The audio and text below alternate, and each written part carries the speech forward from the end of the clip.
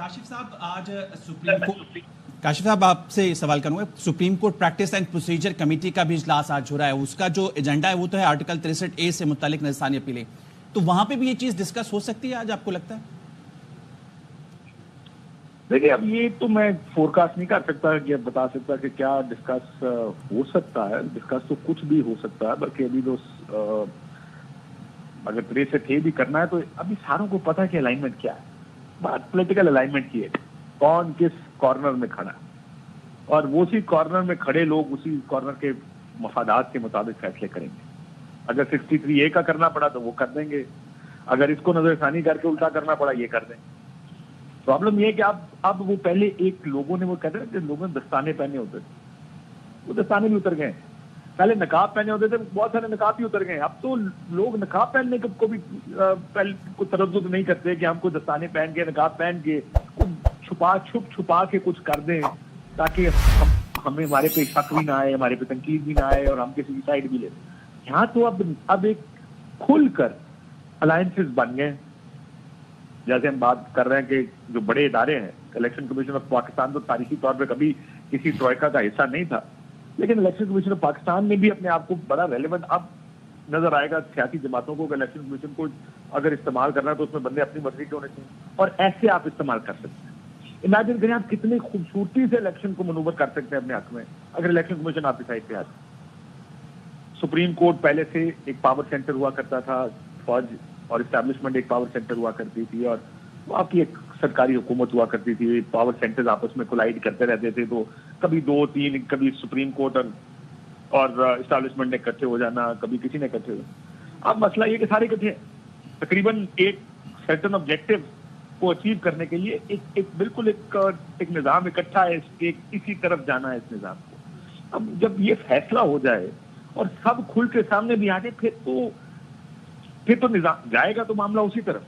लेकिन ये मुल्क के लिए बड़ा नुकसानदेह होता है कि हर किस्म की नॉर्म आप तबाह कर दें। यानी सुप्रीम कोर्ट के फैसले पर अगर कोई उठकर ये कहते हम नहीं मानते, तो पीछे क्या रह गया? यानी अगर कभी हुकूमत कह देती है हम नहीं मानते, कभी हुकूमत एक ऐसी कानून साजी कर देती है जिसके बारे में हम नहीं जानते। ऑनेस्टली मैं एज ए लीगल एक्सपर्ट मैं नहीं जानता हूँ, एज ए जर्नलिस्ट मैं नहीं जानता, लेकिन लीगल एक्सपर्ट ही कहते हैं कि कोई कानून पीछे से नहीं बन सकता।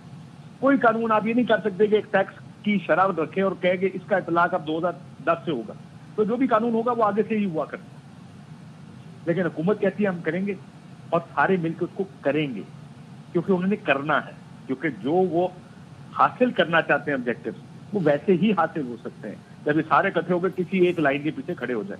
और मुझे लगता है कि वो फैसले हो चुके हैं कि हमने इस मुल्क में चलना कैसे।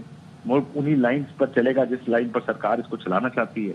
उस पर जो उनको मदद चाहिए होगी वो बाकी जो खिलाड़ी हैं वो सारे मदद फराहम करते रहेंगे।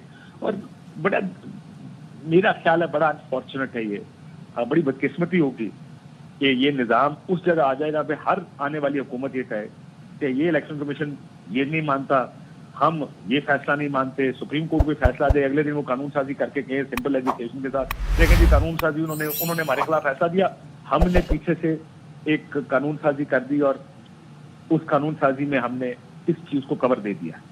यानी फिर तो निजाम कैसे आगे चलेगा? ये चेक्स एंड बैलेंसेस का निजाम है। इस निजाम का मकसद ही ये था कि जो इदारे हैं उनके ऊपर चेक्स और बैलेंसेस रहें, कोई एक इदारा बिल्कुल ही डोमिनेट ना कर जाए पूरे निजाम को। फर्द वाहिद ये तो मार्शल लॉज हुआ करते हैं। मार्शल लॉज में होता है कि एक शख्स, उसके नीचे सारे इदारे भी उसी के, वही फैसला करे, वही जज लगाते हैं, वही पीसीओ के तहत हलफ उठवाते हैं, वही बंदे इधर लगाते हैं, वही अपने बंदे लाके असेंबलियों में गांधी के जरिए बिठा देते हैं और पूरा निजाम ऊपर बैठकर वो कंट्रोल कर रहे होते हैं। ये मार्शल लॉज में होता था।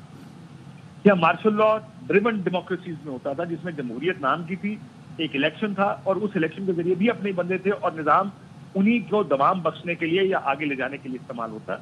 अगर हम उस जगह आ गए, आई होप सैनिटी प्रिवेल्स। ये ना हो कि हम प्रियम कर रहे हो यहाँ पे और जो हम कह रहे हो कि जनाब ये प्रैक्टिस एंड प्रोसीजर्स में कानून में तब्दीली हुई, देखें ये वाला जज आ जाएगा आप 3 उखली उसमें, और वो जज आ भी जाए। उसके बाद कहा जाए देखें जी ये चीज इसमें डिस्कस होगी, जो कभी इजलास भी नहीं हुआ, और कहा जाए कि इसमें ये भी डिस्कस होगा, ये भी डिस्कस होगा, और वही चीज डिस्कस होनी शुरू हो जाए। फिर सोचे निजाम की बैंक्रप्सी से ज्यादा क्या हो जाए। کہ آپ کے بڑے سے بڑے اداروں کے بارے میں لوگوں کو پتا ہو. جیسے پچھلے دنوں میں دیکھ رہا تھا چیف جسٹس آف پاکستان نے کہا ایک ہیئرنگ کے دوران کہ پہلے تو پتا ہوتا تھا کہ کون سا بینچ بن رہا ہے, کون سے فیصلے آنے. اتنی بدقسمتی ہو ایک ہوتی ہے نا ایک ملک کی کہ سپریم کورٹ کا بینچ ہو اور آپ کو پتا ہو کہ وہ بینچ کیا فیصلہ دینے جا رہا ہے یا اس بینچ نے کیا کرنا ہے. یہ واقعی بڑی بدقسمتی ہوتی ہے ملک کی. آئی ہوپ ہم اس ڈائریکشن میں نہ جائیں. یہ نظام کا جو امپلوژن ہے نا, امپلوژن یہیں سے شروع ہوتا ہے جب آپ ادارے تباہ کرنے شروع کر دیتے ہیں. ملک کوئی بھی ملک ہو, دنیا کا کوئی ملک, وہ چلتا اس وقت ہے جب اس کے ادارے فنکشنل, ادارے کام کر رہے ہیں. مجھے امید ہے کہ ہم اپنے ادارے بچانے کی کوشش کریں گے. جی مجھے لگتا ہے کہ ادارے تباہ کر کے ہم حکومتیں بچانے میں لگ جائیں.